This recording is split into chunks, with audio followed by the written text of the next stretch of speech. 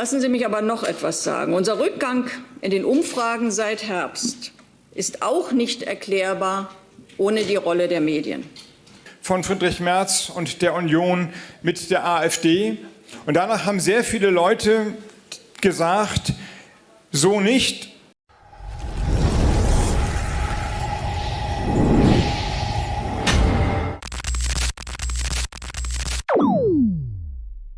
Hey Leute, willkommen zurück.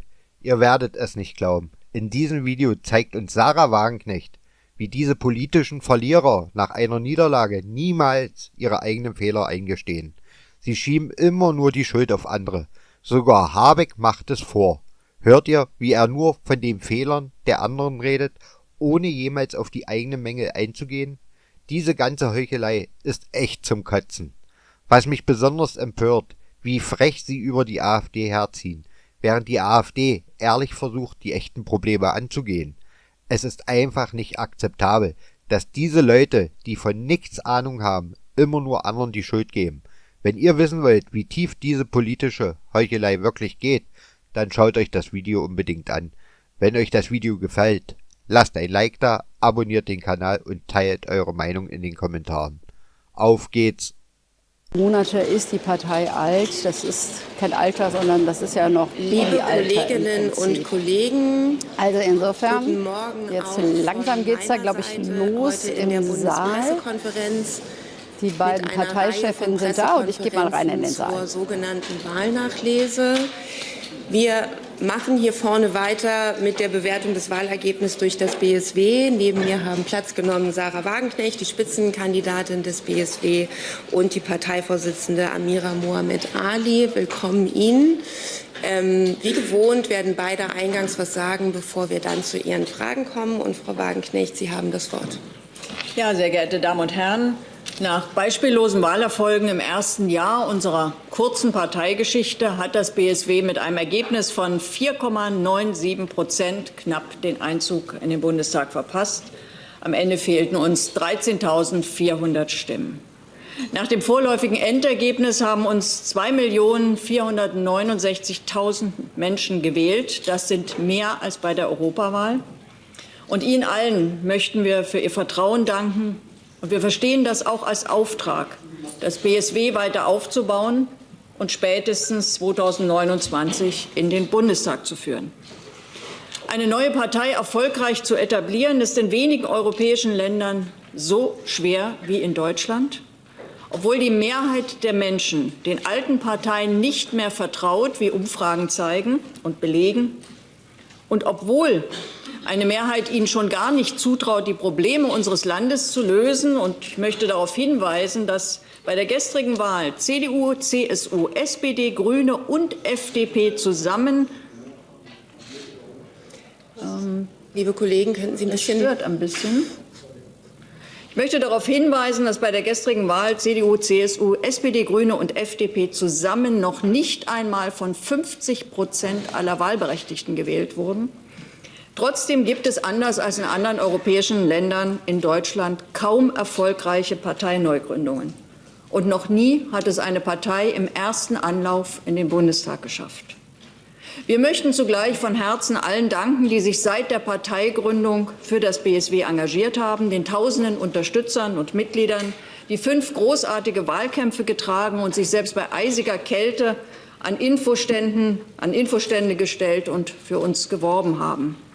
Ohne diese Menschen gäbe es das BSW nicht, und ihnen sind wir zu großem Dank verpflichtet. Das BSW hat im ersten Jahr seiner Parteigeschichte bei der Europawahl und 3 Landtagswahlen größere Erfolge erzielt als jemals eine neue Partei in der bundesdeutschen Geschichte. Auch unser Bundestagsergebnis ist das Beste, das jemals eine neue Partei bei ihrem ersten Antritt bei der Bundestagswahl bekommen hat. Unsere Einschätzung, dass es eine Repräsentationslücke im deutschen Parteienspektrum gibt, wurde durch unsere Ergebnisse bestätigt. Wir waren bei allen bisherigen Wahlen die einzige Partei, die in relevanter Zahl Menschen angesprochen hat, die zuvor entweder gar nicht mehr gewählt haben oder erwogen hatten, AfD zu wählen. Auch bei der Bundestagswahl kommt die größte Wählerwanderung zu uns von den Nichtwählern. Wir haben wie sonst nur noch die AfD, Menschen mit niedrigen Einkommen und ohne akademische Abschlüsse erreicht, die früher einmal linke Parteien gewählt haben, sich von ihnen aber schon lange nicht mehr vertreten fühlen. Menschen, die sich weniger soziale Ungleichheit ebenso wünschen wie eine Begrenzung der Zuwanderung, weil vor allem sie die Folgen auszubaden haben.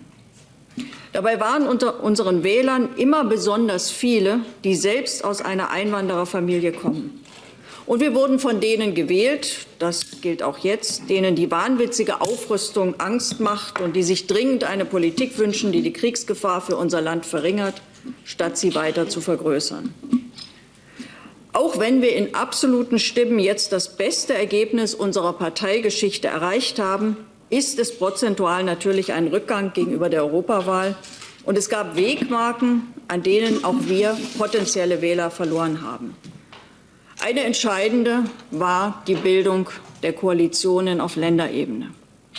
Im Ergebnis unserer großen Wahlerfolge bei den 3 Landtagswahlen standen wir vor einem Dilemma. Hätten wir uns Koalitionsverhandlungen verweigert, hätten wir viele Wähler enttäuscht. Aber auch der Eintritt in Koalitionen, in denen der Spielraum für wirklich spürbare Verbesserungen im Leben der Menschen fehlte, hat uns Zustimmung gekostet. Jahrelange falsche Weichenstellungen der Bundespolitik, in deren Ergebnisse in Deutschland zigtausende Lehrer und Ärzte fehlen, lassen sich eben nicht in einem Bundesland über Nacht verändern. Und schon gar nicht mit Landeshaushalten, die zu 90% aus Pflichtausgaben bestehen und in denen schon ein kostenloses Mittagessen für Schüler an fehlenden Finanzen scheitert. Gerade eine junge Partei, die mit großen Hoffnungen gewählt wird, verliert besonders schnell, wenn die hohen Erwartungen dann nicht eingelöst werden. Dass man der AfD bisher solche Verluste erspart hat, auch zu einer Zeit, als der rechtsextreme Flügel noch eine weit geringere Rolle spielte als heute, hat zu ihrem Erfolg beigetragen. Die Brandmauer hat die AfD stärker und nicht schwächer gemacht. Nach unserem Eintritt in die Koalition haben wir vor allem Wähler verloren, die aus abgrundtiefer Enttäuschung über die herrschende Politik ohne das BSW wahrscheinlich schon bei diesen Wahlen die AfD gewählt hätten. Entsprechend war unser Rückgang in den Umfragen ab dem späten Herbst von einem Wiederaufstieg der AfD begleitet, die sich erneut den Werten angenähert hat, die sie vor einem Jahr, also vor unserer Gründung, schon einmal hatte und die jetzt entsprechende Ergebnisse erzielt hat. Demotivierend für einen Teil unserer Unterstützer, die ja zugleich auch wichtige Multiplikatoren waren, war sicher auch der Weg, den wir für unseren Parteiaufbau wählen mussten. Das deutsche Parteienrecht macht es jungen Parteien maximal schwer, die ersten Jahre zu überstehen. Die meisten enden im Chaos und zerlegen sich. Oder sie ändern wie die AfD grundsätzlich ihre Ausrichtung. Junge Parteien ziehen generell nicht nur viele ehrliche Unterstützer, sondern immer auch schwierige Charaktere, Geltungssüchtige und bloße Mandatsjäger an. Hinzu kommen solche, die von vornherein negative Absichten hegen. Aufgrund der im deutschen Parteienrecht verankerten extrem hohen Hürden für einen Parteiausschluss und wegen der föderalen Struktur ist es bei einer noch kleinen Partei besonders leicht, mit relativ wenigen Leuten ganze Landesverbände zu chaotisieren und dort entweder eine reguläre Listenaufstellung zu verhindern oder Kandidaten in den Landesvorstand oder auf Listenplätze zu bringen, die dem Ansehen der betreffenden Partei bundesweit schaden. Das BSW hat einen solchen Prozess in Hamburg erlebt. Dort haben 2 Mitglieder professionell und mit immenser Energie daran gearbeitet, unseren Wahlantritt mit einer zugelassenen Landesliste zu verhindern. Und nicht nur das, sie haben auch die bundesweite Presse wochenlang mit Negativschlagzeilen über Chaos im BSW versorgt. Eine anerkannte Landesliste hatten wir zwar am Ende trotzdem, aber mit Blick auf den öffentlichen Imageverlust waren sie durchaus erfolgreich. Unser Auswahlprozess hat also bei mindestens 2 von 1.200 Mitgliedern versagt, aber er hat vergleichbare Zustände in anderen Landesverbänden verhindert. Und mehrere Landesverbände mit einer Situation wie in Hamburg hätte unsere junge Partei wahrscheinlich nicht überlebt. Die Kehrseite der langsamen Mitgliederaufnahme war leider, dass tausende ehrliche Unterstützer, die gern Mitglied unserer Partei geworden wären, ebenfalls bis jetzt nicht aufgenommen wurden und die Begeisterung für das neue Projekt dadurch bei nicht wenigen gebrochen wurde. Zumal wir es angesichts unserer geringen und durch 5 Wahlkämpfe permanent überforderten personellen Ressourcen noch nicht einmal hinbekommen haben, wenigstens zu jedem, der in unserer Partei mitwirken wollte, eine wertschätzende Kommunikation aufzubauen. Wir werden das in Zukunft auf jeden Fall anders machen. Dass Unterstützer sich abgewiesen und schlecht behandelt fühlten, bedauern wir zutiefst. Zu den Ursachen für unser Scheitern bei der Bundestagswahl gehört natürlich auch, dass die vorgezogene Neuwahl, so sehr wir sie politisch begrüßt haben, für uns als Partei zu früh gekommen ist. Als die Ampel sich zerlegte, hatten wir gerade 13 Landesverbände. Wir mussten danach im Schnellverfahren die noch fehlenden 3 Landesverbände gründen und Landeslisten aufstellen. Wir mussten den Bundestagswahlkampf mit wenig Personal und Geld führen, ohne Zeit für eine echte Wahlstrategie, ohne Strukturen in der Fläche, ohne ein Wahlbüro und ohne ein kampagnenfähiges Social-Media-Team. Noch nachteiliger für uns war, dass die furchtbaren Verbrechen in Magdeburg, Aschaffenburg und München das Thema Migration zum Thema Nummer 1 dieses Wahlkampfs gemacht haben. Wir haben zu diesem Thema eine klare Position, ohne die unsere Wahlerfolge vorher nicht möglich gewesen wären. Aber die Forderung nach Begrenzung der Migration ist natürlich kein Alleinstellungsmerkmal des BSW und auch nicht das, wofür wir in erster Linie gewählt werden. Und in der hochpolarisierten Debatte über den Vorstoß der CDU konnten wir nur verlieren. Lassen Sie mich aber noch etwas sagen. Unser Rückgang in den Umfragen seit Herbst ist auch nicht erklärbar ohne die Rolle der Medien. Wurde das BSW im ersten halben Jahr nach seiner Gründung noch weitgehend fair behandelt, kippte die Berichterstattung im Sommer. Und spätestens nach den Landtagswahlen begann eine mediale Negativkampagne gegen unsere Partei, die ich wirklich in meiner ganzen politischen Biografie so noch nicht erlebt habe. Während jede noch so banale Meldung, die geeignet war, uns in ein schlechtes Licht zu rücken, ausführliche bundesweite Berichterstattung auslöste, wurden wir mit unseren Inhalten und Positionen plötzlich nahezu vollständig blockiert und fanden nicht mehr statt. Das betraf vor allem unsere Positionen zu sozialen Themen. Zur Frage von Krieg und Frieden wurde das schon vorher gezeichnete Zerrbild als BSW als angeblicher Pro-Putin-Partei weiter befeuert. Unsere Aussichten auf Erfolg wurden systematisch niedergeschrieben. Und diese Kampagne wäre nicht möglich gewesen ohne Unterstützung, auch lassen Sie mich das sagen, einiger Umfrageinstitute. Schon im Herbst, als uns die meisten Umfragen noch bei über 7% sahen, setzte uns Forsa unvermittelt auf 4%, verbunden mit einer Welle von Artikeln in nahezu allen großen Medien, dass das BSW immer mehr an Zustimmung verliert und es wahrscheinlich nicht in den Bundestag schafft. Im Januar, als wir im Schnitt der Umfragen bei 6% standen, schrieben Forsa und das ZDF uns 3% zu, wiederum verbunden mit ganz vielen Artikeln über den angeblichen Niedergang des BSW und sein Scheitern an der 5%-Hürde.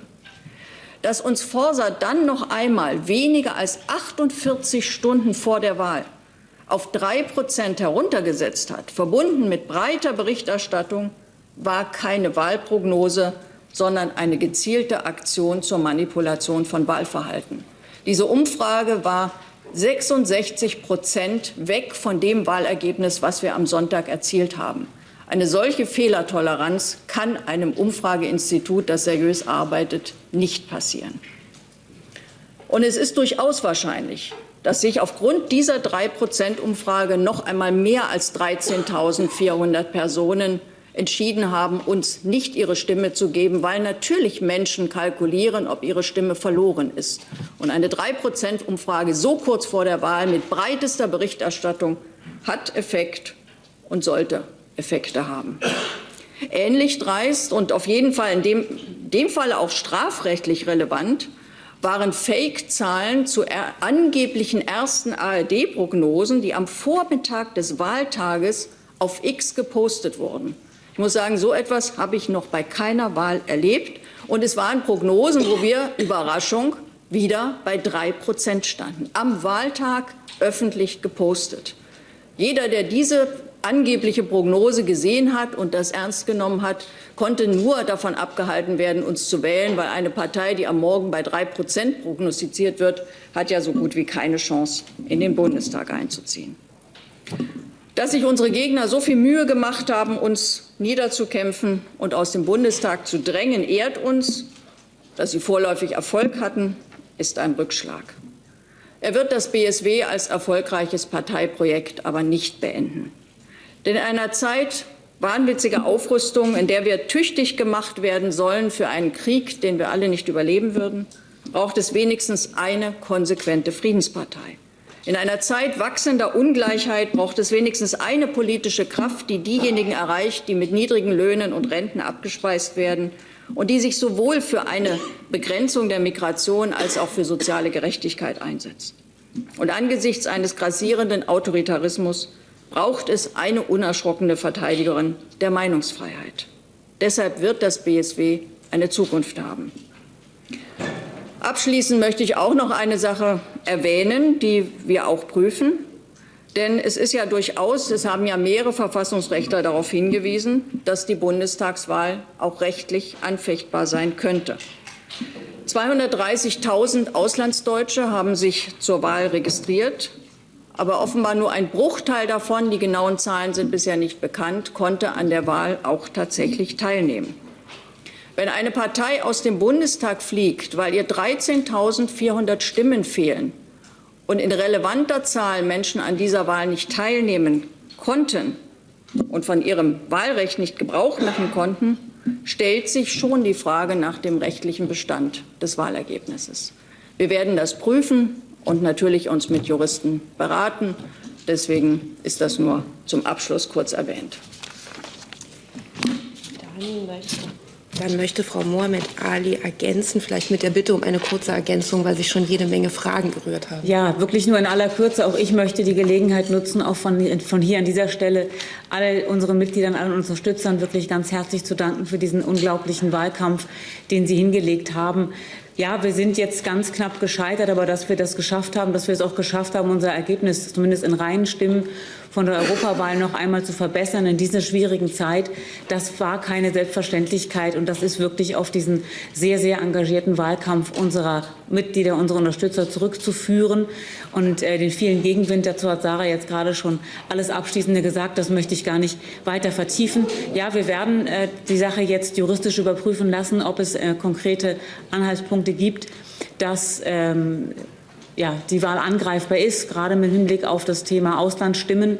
Aus dem, was wir gehört haben, ist da tatsächlich einiges im Argen. Das werden wir jetzt aber prüfen lassen, auch wenn man sich einzelne Wahllokale anschaut, wie da Ergebnisse sind. Spricht es auch eventuell dafür, dass es da bei der Auszählung Verwechslung gegeben haben könnte. Auch das werden wir anschauen und gegebenenfalls gerichtlich überprüfen oder juristisch überprüfen lassen und gegebenenfalls gerichtlich dagegen vorgehen, auch weil dieses Ergebnis ja so überaus knapp ist. Und dieses Ergebnis ist knapp und wir sind knapp gescheitert und die Regierungsbildung ist deshalb auch nur mit 2 Parteien möglich. Daran hing es ja, ob wir einziehen oder nicht. Das heißt, das ist eine durchaus sehr angespannte Gemengelage und wir werden die Möglichkeiten, die wir dazu haben, eruieren und dann auch nutzen. Danke. Dann kommen wir zu Ihren Fragen und wir beginnen auf der von uns aus gesehen rechten Seite bei Herrn Hebestreit. Ja, Frau Wagenknecht, Dominik Hebestreit für die ARD. Sie haben gestern Abend gesagt, auch wenn wir nicht einziehen, das BSW wird weiter bestehen. Wird es auch weiter bestehen in der personellen Besetzung, wie Sie zur Wahl angetreten sind? Wir werden jetzt darüber beraten, wie wir uns für die Zukunft aufstellen. Und wenn wir Ergebnisse haben, werden wir die Ihnen mitteilen. Dann machen wir weiter in der Mitte bei dem Kollegen, genau bei Ihnen. Ja, Thomas Vorer, frei. Frau Wagenknecht, Sie haben ein bisschen darauf abgehoben, dass Ihre Partei noch sehr jung sei. Tatsächlich ist es ja aber so, dass Sie gerade in Ostdeutschland, da kennen Sie viele Leute, da hatten Sie auch Ihre ersten Wahlerfolge. Jetzt ist es so, bei der Kompetenz für die Ostdeutschen, welche Partei am ehesten ihre Interessen vertritt, hat das BSW nur 8 Prozentpunkte bei Infratest DIMAP gestern erhalten. Kommt auf Platz 5. Die Linke, die Partei, die Sie verlassen haben, auf 19. Auch wegen gerade dieser Menschen sind Sie ja da rausgegangen. Wie erklären Sie sich das eigentlich? Wie haben Sie da die Kompetenz verloren, nicht mehr die Partei der Ostdeutschen zu sein? Wir haben nie speziell gesagt, dass wir die Partei der Ostdeutschen sind. Also wir hatten besonders gute Ergebnisse im Osten. Ich habe etwas dazu gesagt, warum da tatsächlich in einigen Ländern, also Thüringen ist es ja am deutlichsten, wir auch nachgegeben haben. Wir haben immer noch überproportionale Ergebnisse im Osten. Also darf man ja auch nicht vergessen. Aber wir haben ja nie das sozusagen gespielt, dass wir jetzt speziell die Stimme des Ostens sind. Sondern wir waren einfach im Osten stark mit unseren Themen und sind es ja auch immer noch. Also wir haben ja immer noch im Osten deutlich mehr Ergebnisse als im Westen. Nachfrage? Nun ist es aber so, Sie haben ja auch auf akademische Milieus abgehoben. Die sind jetzt ja natürlich nicht tonangebend in Ostdeutschland. Die Linke, Ihre alte Partei, hat 19% da als Kompetenz oder eine deutlich höhere Kompetenzzuschreibung. Wie erklären Sie sich das? Ja, weil die Linke auch immer wieder dieses Thema als Ostpartei gespielt hat. Also die Silberlocken haben ja auch sehr stark dieses Thema nach vorne gestellt. Wir haben das nie gemacht. Und akademische Milieus sieht man schon, also Sie sehen ja, wie die Wahlergebnisse sich verteilen. Also da ist ja schon relativ eindeutig, dass die Linke eben vor allem auch im großstädtischen akademischen Bereich gewonnen hat. Bei uns ist es relativ gleich verteilt. Also wir sind ja eher in den ländlichen Bereichen nicht schlechter als in den Großstädten, teilweise sogar besser. Herr Jessen. Frau Wagenknecht, Sie haben kurz vor der Wahl gesagt, wer im Bundestag nicht vertreten ist, ist in der deutschen Politik kein relevanter Faktor mehr. Nach Ihren eigenen Worten ist BSW kein relevanter Faktor mehr. Sie haben im gleichen Zusammenhang gesagt, dass dieses Wahlergebnis über Ihre politische Zukunft entscheidet. Nach aller politischen Logik kann das nur bedeuten, dass, wenn Sie nicht im Bundestag sind, Sarah Wagenknecht ihre Führungsrolle abgibt. Warum erklären Sie das nicht? Also zunächst mal ist das ein Ergebnis, das deutlich über dem liegt, was uns viele Prognosen zugeschrieben haben. Es ist ein gutes Ergebnis, auch wenn es am Ende natürlich den bitteren Beigeschmack hat, dass wir gescheitert sind bei dem Einzug in den Bundestag. Aber wir haben de facto ja 5% erreicht unter extrem schwierigen Bedingungen. Und wir werden jetzt beraten, wie wir weitermachen.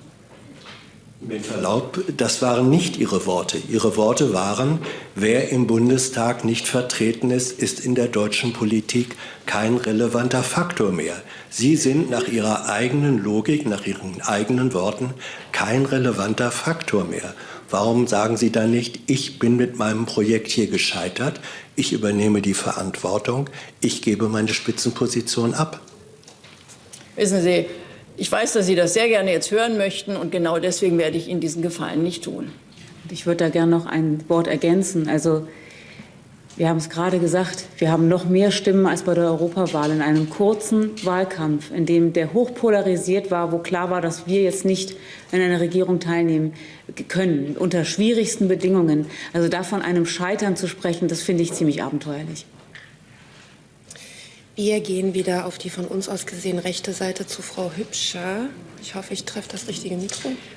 Frau Wagenknecht, Sie haben als einen der Gründe gerade erneut angegeben, dass die Umfrageinstitute nicht fair arbeiten würden. Das haben Sie auch im Wahlkampf jetzt schon oft gesagt. Wollen Sie das tatsächlich sagen, dass Umfrageinstitute in Deutschland eine Partei auf einen bestimmten Wert setzen? Damit gehen Sie ja an einen der Grundpfeiler demokratischer Institutionen. Wollen Sie das wirklich behaupten und dabei bleiben? Schauen Sie sich doch einfach die Umfragen an. Also nehmen wir mal jetzt nicht die im Januar waren. Vielleicht haben wir da geschwankt und vielleicht waren wir da bei 3%. Wobei es erstaunlich war, als diese Umfrage mit 3% kam, waren wir bei anderen Instituten bei 7%. Also es war schon eine große Diskrepanz. Aber nehmen Sie einfach die Umfrage am Tag, 2 Tage vor der Wahl. Alle Institute haben uns zwischen 4,5 und 5. Und ein Institut, was aber dann die maximale Reichweite hat, weil es über RTL geht, weil die Medien, also auch die Netzwerke, also die Zeitungen berichten, ein Institut setzt uns auf 3. Eine Abweichung von 66% von dem Wahlergebnis, was wir dann 2 Tage später haben. Und da soll ich glauben, dass Herr Güllner mal eben sich geirrt hat oder die Umfrage eine Fehlertoleranz hatte? Das geht weit über das hinaus, was die normale Fehlertoleranz eines Umfrageinstituts ist. Und also mal ehrlich, so ganz neu ist es auch nicht, dass man mit Umfragen auch durchaus Einfluss nimmt. Ich finde nur in der Massivität, wie es in dem Falle geschehen ist, mit dieser Umfrage direkt vor der Wahl. Ich meine, es gab mal in Deutschland meines Wissens irgendwann eine Situation, wo man 3 Tage vor der Wahl gar keine Umfragen mehr gemacht hat. Ich weiß nicht, wann das aufgehoben wurde. Aber dass man 48 Stunden vor einer Wahl eine Partei so abstuft, hat natürlich Effekt auf Wahlverhalten.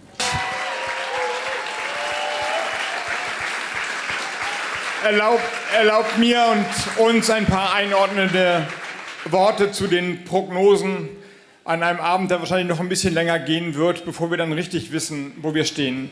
Ich will noch mal mit dem beginnen, was wir vorhin vor 18 Uhr gesagt haben. Danke. Danke für diesen Wahlkampf. Danke für die Geschlossenheit. Danke für die Entschlossenheit. Danke für das Unterhaken. Danke für die Energie, die wir gemeinsam ausgestrahlt haben. Das war nicht selbstverständlich. Ich will für mich sagen, das war exakt der Wahlkampf, von dem ich geträumt habe, den ich führen wollte, den wir führen wollten. Und ich bin stolz darauf, was wir geschafft haben, dass wir uns rausgekämpft haben aus dem Loch, aus dem Umfragetief von 10 und teilweise unter 10%, als die Ampel auseinanderbrach, hin, und dann sage ich gleich noch mal ein bisschen was hin, ein bisschen zu dem Ergebnis, das wir bei der Wahl 2021 hatten. Das war alles nicht selbstverständlich. Vielen, vielen Dank an alle Wahlkämpferinnen und Wahlkämpfer. Danke an die Partei, an die Bundesgeschäftsstelle und danke an die Geschlossenheit hier in dieser Reihe. Danke an Annalena. Dann muss man auch sagen, dass ich mehr wollte. Ich glaube, dass alle von mehr geträumt haben und dass wir, sagen wir mal, bis Mitte des letzten Monats auf einem guten Weg waren, auch mehr zu erreichen, denn wir sind ja an die 14 und über die 14 drüber gewesen. Und dann ist was passiert, was den Wahlkampf jedenfalls für uns verändert hat, wahrscheinlich für Deutschland, das Abstimmen von Friedrich Merz und der Union mit der AfD. Und danach haben sehr viele Leute gesagt, so nicht Friedrich Merz und nicht regieren mit der Union. Und das kann ich nachvollziehen, das kann ich verstehen, aber es ist ein Weg, der mir und der uns versperrt gewesen ist, weil wir immer dafür gearbeitet haben, dass wir verantwortungsbereit jedenfalls sind. Deswegen die Aussage zu sagen, wir wollen nicht regieren, so nicht, dann gehen wir in die Opposition, der wäre jedenfalls für mich nicht möglich gewesen. Und deswegen ist es so gekommen, wie es gekommen ist. Aber es war im gewissen Sinne auch unvermeidlich, jedenfalls für mich, für den Wahlkampf, den ich führen wollte, dass dieser Weg dann nicht gegangen werden konnte. Jetzt steht Deutschland vor einer schwierigen Regierungsbildung und das sagen wir alle, glaube ich, mit großer Ernsthaftigkeit. Die muss jetzt auch schnell und erfolgreich abgeschlossen werden, denn die anderen warten ja nicht auf uns. Alle Mächte ziehen an Europa. Das Wahlergebnis selbst gibt zu denken, denn der Anstieg des rechten Populismus, die mangelnde Solidarität bei vielen Parteien mit der Ukraine, die ja um ihre Freiheit kämpft, ein ungeklärtes Verhältnis von vielen Parteien zu einer wirklichen europäischen Einheit, die macht uns große Sorgen. Es wäre wichtig, und vielleicht gibt es ja diese Chance noch, dass wir dort unseren Beitrag leisten, denn bei all diesen Punkten sind wir die entschiedenste Partei. Aber dennoch braucht Deutschland jetzt schnell in dieser weltgeschichtlichen Situation eine handlungsfähige Regierung. Der Regierungsauftrag ist bei Friedrich Merz und bei der Union. Herzlichen Glückwunsch dazu. Aber hoffentlich ist auch verstanden worden, was jetzt erforderlich ist und was gemacht werden muss. Und ein letztes dazu. Der Wahlabend ist ja noch lang, das verfolgt ihr mit den ganzen um die 5%-Hürden herum, Gerechnereien. Mal sehen, was passiert, mal sehen, was in den nächsten Wochen und Tagen passiert. Für uns bleibt, wir wissen, wer wir sind, wir wissen, auf welchem Fundament wir stehen, wir wissen, was der Auftrag ist, den die Wählerinnen und Wähler uns gegeben haben. Wir sind also auch bereit, Verantwortung zu übernehmen. Aber jetzt warten wir erstmal den Wahlabend ab und ich habe es davor schon gesagt, egal wie das Ergebnis ist, um 22 Uhr werden alle Handys abgeklebt und dann wird hier gefeiert. Schön, dass ihr da seid. Dankeschön. Ich finde, Wagenknecht und Habeck haben es wirklich verdient, so abgestraft zu werden. Sie haben sich selbst nie reflektiert und immer nur versucht, anderen die Schuld zu geben. Das geht für mich gar nicht. Aber was mich noch mehr ärgert, ist, dass das Verhalten der Grünen oft noch einen draufsetzt. Meiner Meinung nach sollten die Grünen komplett rausfliegen, weil sie immer nur im eigenen Saft schmoren und die echten Probleme ignorieren. Was denkt ihr? Teilt eure Meinung in den Kommentaren, gebt dem Video ein Like und abonniert den Kanal. Danke fürs Zuschauen, bis bald.